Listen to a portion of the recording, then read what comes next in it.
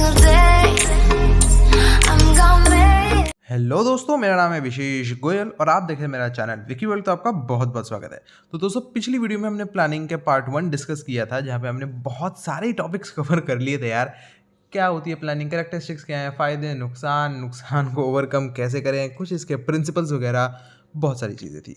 आज की वीडियो में मैं आपसे डिस्कस करने वाला हूँ लेवल्स ऑफ प्लानिंग और बहुत सारी चीज़ें। अगर आपने पहली वाली वीडियो नहीं देखी तो जल्दी से जाके देख लेना। सबसे पहले हम बात करते हैं लेवल्स ऑफ प्लानिंग की। बिना टाइम वेस्ट के जल्दी से शुरू करते हैं। अब ऑर्गेनाइजेशनल लेवल्स के हिसाब से जो प्लानिंग है उसमें 3 चीज़ें हो सकती हैं, 3 levels basically: corporate planning, divisional planning और सेक्शनल या फिर यूनिट प्लानिंग। अब बात करते हैं सबसे पहले कॉर्पोरेट प्लानिंग की। कॉर्पोरेट प्लानिंग क्या है? ये एक ऐसा सिस्टमैटिक और कॉम्प्रिहेंसिव प्रोसेस होता है प्लानिंग का, जिसमें आपको देखना होता है कि आपके ऑर्गेनाइजेशन के जितने रिसोर्सेज हैं, क्या कैपेबिलिटी है और इन्वायरमेंट वगैरह जो होता है जिसमें वो ऑपरेट करता है। ऑर्गेनाइजेशन को आपको एक टोटल कॉर्पोरेट यूनिट की तरह देखना होता है। ये सारी चीज़ आपकी कॉर्पोरेट प्लानिंग होती है। तो बेसिकली ये जो ना एक स्ट्रेटेजिक होती है नेचर में और ऑर्गेनाइजेशनल एक्टिविटीज़ का पूरा इसको कवर करती है। ये सबसे बड़े लेवल पे प्लान बनता है कि ओवरऑल हमें ऑर्गेनाइजेशन में करना क्या है। ये बेसिक ऑब्जेक्टिव्स बताते हैं, पॉलिसीज़, स्ट्रैटेजीज़ बताते हैं for the organization as a whole. इसमें लॉन्ग टर्म के हिसाब से चलता है कि हो सकता है 5 ईयर्स या इवन मोर देन दिस। ठीक है। अब जो कॉर्पोरेट प्लानिंग है वो आपको फ्यूचर कंटिजेंसीज के लिए आपके प्लान्स रहते हैं। इसमें जो ऑर्गेनाइजेशन के जो रिसोर्सेज हैं उनको आपको मैच करना है किससे? जो भी एक्सटर्नल एनवायरनमेंट में अपॉर्चुनिटीज़ और थ्रेट्स हैं उनके साथ। अब जो कॉर्पोरेट लेवल पे जो प्लान्स होते हैं वो टॉप लेवल के मैनेजर्स बनाते हैं और जो अलग अलग डिविजनल और फंक्शनल प्लान्स होते हैं एंटरप्राइज के, उसके साथ इनको इंटीग्रेट करना होता है। इसके साथ आप बात करते हैं दूसरा, वो है डिविजनल प्लानिंग। अब डिविजनल प्लानिंग क्या है? ये हर डिवीजन या हर डिपार्टमेंट के जो प्लान्स होते हैं ये वो होता है। ये जो है ऑब्जेक्टिव्स, पॉलिसीज़ और प्रोग्राम्स जो आपको सेट करने होते हैं हर डिवीजन या डिपार्टमेंट के। ठीक है। तो इसको जो आपको ओवरऑल प्लान होता है कॉर्पोरेट प्लान, उसके साथ ही इसको चलाना होता है। उसके बेसिस पे आपके ये प्लान्स बनते हैं। जो डिविजनल हेड होते हैं और जो मिडिल मैनेजर्स होते हैं वो इनके लिए रिस्पॉन्सिबल होते हैं। जैसे फाइनेंशियल प्लानिंग जो है फाइनेंस मैनेजर की जिम्मेदारी है और मार्केटिंग मैनेजर की जिम्मेदारी क्या है? Sales budget. तीसरा होता है यार इसमें सेक्शनल और यूनिट प्लानिंग। सेक्शनल या फिर यूनिट प्लानिंग ये बहुत ज़्यादा स्पेसिफिक होता है। क्यों? क्योंकि ये जो सेक्शनल ऑब्जेक्टिव्स अचीव करने में मदद करता है। ये डिविजनल ऑब्जेक्टिव्स जो होते हैं ना उनसे ही डिराइव किए जाते हैं। इसमें क्या है कि आपके जो लोग काम कर रहे हैं उनके लिए डे टू डे गाइडेंस देते हैं। ये पूरे डिटेल्ड प्लान होते हैं, काफ़ी ज़्यादा डिटेल में इनको बनाया जाता है। जो ऑपरेशनल मैनेजर्स हैं वो ही इनके लिए रिस्पॉन्सिबल होते हैं कि कितना सारा अच्छे से काम चल रहा है। ये बहुत ज़्यादा स्पेसिफिक होते हैं, डिटेल होते हैं अगर हम इनको डिविजनल और कॉर्पोरेट प्लान के अकॉर्डिंगली और उनसे हम कंपेयर करते हैं तो। ठीक है। बेसिकली क्या बात होगी यार, अब पूरे ऑर्गेनाइजेशन के लेवल पे प्लान बना रहे हैं वो है कॉर्पोरेट प्लानिंग। जो अलग अलग डिवीजन या डिपार्टमेंट है उनके लेवल पे डिविजनल प्लानिंग, और हर एक यूनिट का जो डे टू डे वर्क होगा आपका वर्कर्स का, उसके जो प्लान्स बन रहे हैं वो है सेक्शनल प्लानिंग। अब बात करते हैं टाइप्स ऑफ प्लानिंग। अब जो मैनेजरियल प्लानिंग है उसका क्या फोकस होगा? उसमें स्ट्रेटेजिक, ऑपरेशनल और टैक्टिकल प्लान्स डेवलप करने पर। मेन ये 3 हैं। वैसे इसके अलावा एक और होता है प्रोजेक्ट प्लानिंग, उसको भी डिस्कस कर लेंगे। फटाक से पहले डिस्कस कर लेते हैं स्ट्रेटेजिक प्लानिंग। स्ट्रेटेजिक प्लानिंग क्या है? ये ऐसा प्रोसेस है जिसमें आप ऑर्गेनाइजेशन के ऑब्जेक्टिव्स डिटरमाइन करते हो, डिसाइड करते हो और ये पूरा देखते हो कि एंटरप्राइज के जो रिसोर्सेज हैं उनको किस तरीके से यूज़ करना है, डिप्लॉय करना है, ताकि इस अनसर्टेन एनवायरनमेंट में आपके ऑब्जेक्टिव्स पूरे हो सकें। स्ट्रैटेजी जो होती है ना वो ऑर्गेनाइजेशनल एफर्ट्स को डायरेक्शन देती है कि सारा काम जो है आपके इस गोल की तरफ डायरेक्ट होना चाहिए। ठीक है। तो इसमें जो है मैनेजमेंट जो है अपना पूरा अच्छे से देखती है कि आप किस तरीके से रिसोर्सेज को कैसे यूज़ करके अपने ऑब्जेक्टिव्स को पूरा करना है। ठीक है। तो इसमें जो है ऑर्गेनाइजेशन, रिसोर्सेज और एनवायरनमेंट के बीच में मल्टीलेटरल रिलेशनशिप रहता है। जो स्ट्रेटेजिक प्लान है टॉप मैनेजमेंट बनाती है, जब वो पूरा सब देखते हैं कि भैया फर्म की क्या स्ट्रेंथ्स हैं, क्या वीकनेसेस हैं, इंटरनल और एक्सटर्नल एनवायरनमेंट को दिमाग में रखते हुए। फिर दूसरी टाइप होती है ऑपरेशनल प्लानिंग। ऑपरेशनल प्लानिंग क्या है? यहाँ पे आपके जो रिसोर्सेज जो ऑलरेडी एलोकेट कर दिए गए हैं उनको अच्छे से कैसे एफिशिएंटली यूज़ करना है, इसमें वो सब होता है। और आपको एक कंट्रोल मैकेनिज्म भी बनाना है कि जो और आपको ताकि आप देख सको आपका इफेक्टिव ऑपरेशन हो सके, जो आपके ऑब्जेक्टिव्स हैं वो अचीव हो रहे हैं या नहीं हो रहे हैं, सारी चीज़ें कंट्रोल करना वगैरह सब इसमें आता है। इसमें programs, budgets, projects, policy, procedure, rules वगैरह सब ले डाउन किए जाते हैं ताकि जो स्ट्रेटेजिक प्लान जो हमने सबसे पहले बनाया था उसको इम्प्लीमेंट किया जा सके। दूसरे शब्दों में ऑपरेशनल प्लान ये जो है फर्म के जो रिसोर्सेज हैं वो किस तरीके से यूज़ होंगे ऑब्जेक्टिव्स पूरे करने में, वो बताता है। ऑपरेशनल प्लान जो है पूरा डिटेल्स देते हैं कि स्ट्रेटेजिक प्लान कैसे आपके पूरे होंगे, ठीक है ना, तो ये उससे ज़्यादा स्पेसिफिक होता है। अब तीसरा होता है इसमें टैक्टिकल प्लानिंग। टैक्टिकल प्लान्स जो होते हैं वो शॉर्ट टर्म मूव्स और मैनूवर्स के लिए बने होते हैं। ये काफ़ी ज़रूरी होते हैं जो स्ट्रेटेजिक प्लान को जो है सपोर्ट करते हैं ताकि ऑब्जेक्टिव्स पूरे किए जा सकें। अब ये जो है ना, जैसे एनवायरनमेंट में कभी भी सडन चेंजेस आ सकते हैं, तो ऐसे चैलेंजेस से निपटने के लिए इनको बनाया जाता है। जो टैक्टिकल प्लान्स हैं, मान लीजिए एग्जांपल लेके चलते हैं कि जो आपके कॉम्पिटिटर है उसने कोई अनएक्सपेक्टेड मूव कर दिया, तो उसकी वजह से आपके कंपनी के जो प्रोडक्ट्स की डिमांड है वो बहुत तेज़ी से गिरने लग गई। तो ऐसे में आपको क्या करना होगा, टैक्टिकल प्लान्स यही बताते हैं। तो इसीलिए अब इसमें क्या होता है कि आपको ना बड़े बड़े ऑर्डर सिक्योर करने में ये मदद करता है। तो टेक्निकल प्लान्स का नेचर है वो कैसे डिटरमाइन होता है कि एनवायरनमेंट में क्या क्या थ्रेट्स आपको देखने को मिलने वाले हैं। फोर्थ, जैसा कि मैंने आपको बताया था प्रोजेक्ट प्लानिंग होता है, उसके बारे में बात कर लेते हैं। जो प्रोजेक्ट प्लानिंग है ये काफ़ी क्रूशियल एक्टिविटी है कि अब ये जो है ना एक एंटरप्रेन्योर के सक्सेस में कंट्रीब्यूट करती है।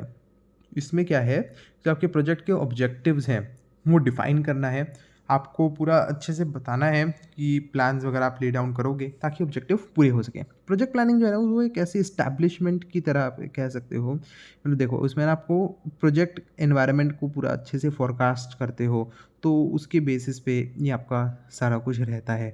तो इसके लिए कहने का यही मतलब है सारा कि इसमें आपका पूरा प्रोजेक्ट के हिसाब से चलता है। जो आपका pre determined course of action होता है वो बताता है कि क्या पर्पस है, ऑब्जेक्टिव्स क्या हैं, गोल्स क्या हैं प्रोजेक्ट के। तो अगर गोल्स अच्छे से क्लियरली आपने बना रखे हैं तो एक्शन प्लान बनाना काफ़ी आसान हो जाता है। प्रोजेक्ट प्लानिंग जो है क्या क्या ऑब्जेक्टिव सर्व करता है, यहाँ पे टोटल 8 पॉइंट्स है। पहला कहता है कि फ्यूचर में आपको क्या क्या एक्शंस लेने हैं, ये उसका ब्लूप्रिंट देता है। दूसरा पॉइंट है कि एंटरप्रेन्योर को गाइड करता है कि वो अपने प्रोजेक्ट के लिए रिसोर्सेज कैसे रेज करेगा। तीसरा पॉइंट है कि जो बिजनेस की जितनी भी एक्टिविटीज़ हैं उनको ऑर्गेनाइज और डायरेक्ट करने के लिए एक गाइड बनता है। फोर्थ पॉइंट है कि जो आपका बिजनेस वेंचर है अलग अलग स्टेजेस पे उसने कितनी प्रोग्रेस करी है ये मेजर करने में आपकी सहायता करेगा। फिफ्थ है कि जो इन्वेस्टर, सप्लायर और बाकी स्टेक होल्डर्स होते हैं उनसे कम्युनिकेट करने में सहायता करता है।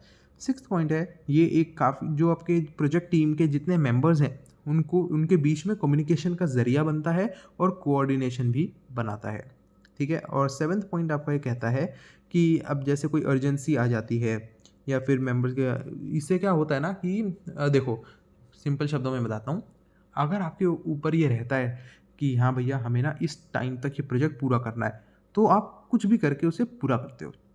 तो इसीलिए मेंबर्स के दिमाग में बस ये रहता है कि हाँ भैया हमें इस टाइम से पहले पहले पूरा करना है, वो उनके दिमाग में रहता है। एट्थ पॉइंट है इसमें जो प्रोजेक्ट इम्प्लीमेंट करते हुए अनसर्टेनिटी होती है ना उसको ये रिड्यूस कर देता है कि मतलब सर्टेनिटी रहेगी। तो ये हो गया हमारा। अब आगे नेक्स्ट टॉपिक की बात करते हैं, वो है स्टेप्स इन प्लानिंग। अब देखो वैसे है ना हर ऑर्गेनाइजेशन के लिए जो स्टेप्स होते हैं वो बताने मुश्किल हैं क्योंकि सबके साइज़ और कॉम्प्लेक्सिटी अलग अलग होती है, लेकिन हम कुछ इंपॉर्टेंट स्टेप्स ज़रूर बता सकते हैं इफेक्टिव प्लानिंग के लिए। वो क्या क्या है आइए बात करते हैं। सबसे पहला इसमें इस्टेब्लिशिंग ऑब्जेक्टिव्स। प्लानिंग जो ये इंटेलेक्चुअल प्रोसेस है कि भैया जिसमें ना पूरा आपको एग्जीक्यूटिव को पूरा डिसाइड करना होता है जॉब करने से पहले दूसरे लोगों की मदद से ये काम करना होता है। तो अब देखो प्लानिंग करते हुए एक एग्जीक्यूटिव के दिमाग में ये सवाल ज़रूर आएगा कि मैं जो जॉब कर रहा हूँ या करने वाला हूँ उसका ऑब्जेक्टिव क्या है। तो प्लानिंग का सबसे पहला स्टेप क्या है, आप ऑब्जेक्टिव डिटरमाइन करोगे कि बेसिकली करना क्या है, अचीव क्या करना है। तो ये आपके जो एक्टिविटीज़ हैं उनको डायरेक्शन देता है। तो प्लानिंग में आपको ऑब्जेक्टिव्स होना ज़रूरी है। ऑब्जेक्टिव्स को इस्टेब्लिश करने का जो प्रोसेस है ना वो कई बार बहुत ज़्यादा इंपॉर्टेंट हो जाता है, इवन खुद ऑब्जेक्टिव से भी ज़्यादा इंपॉर्टेंट हो जाता है। क्योंकि देखो यार ये ना पूरा डिटरमाइन करता है कि ऑर्गेनाइजेशन का जो फ्रेमवर्क है उसमें कैसे किस तरीके से लोगों को और यूनिट्स को फिट किया जाएगा। इस प्रोसेस को फॉर्मलाइज किया जाएगा ताकि जो इंडिविजुअल्स हैं उनको मोटिवेट किया जा सके कि भैया जो भी उनको अभी उन्होंने वो इस्टेब्लिश किए हैं ऑब्जेक्टिव्स उनको अचीव किया जा सके, तो इसलिए उनको मोटिवेट किया जाएगा। ऑब्जेक्टिव जो है ना वो जनरली बस आपका क्लैरिफाई कर देते हैं कि आपको क्या टास्क करने हैं, ठीक है। तो जो आपके डेरिवेटिव ऑब्जेक्टिव्स होते हैं वो ज़्यादा डिटेल पे फोकस करते हैं। वही यार बेसिकली क्या करना है, कैसे करना है, कौन करेगा, कब करेगा, कहाँ करेगा, क्यों करेगा, वो सारी आपकी जो बातें होती हैं बहुत डिटेल में देखते हैं। फिर दूसरा स्टेप होता है इसमें collection of information and forecasting. अब भैया आपको काफ़ी इंफॉर्मेशन की ज़रूरत होती है कि आपको जब प्लान्स और सब प्लान्स बनाने हैं तो अच्छे से इंफॉर्मेशन कलेक्ट करनी होती है। तो आपको जो नेसेसरी इंफॉर्मेशन होती है उसमें क्या क्या हो सकता है यार, कि जो आपके बिज़नेस का जो करंट स्टेटस है उसको क्रिटिकली असेस करो आप। ठीक है, फिर आपको, क्योंकि फॉरवर्ड लुकिंग है, आप फ्यूचर को अच्छे से देखो, एनवायरनमेंट को देखो, अच्छे से सारी चीज़ आपको देखनी होती है। जो एक्सटर्नल एनवायरनमेंट है उसको भी आपको अच्छे से देखना है और आपको ये पता करना है कि आपकी जो ऑर्गेनाइजेशन है क्या उसके स्ट्रॉन्ग पॉइंट्स हैं, क्या वीक पॉइंट्स हैं।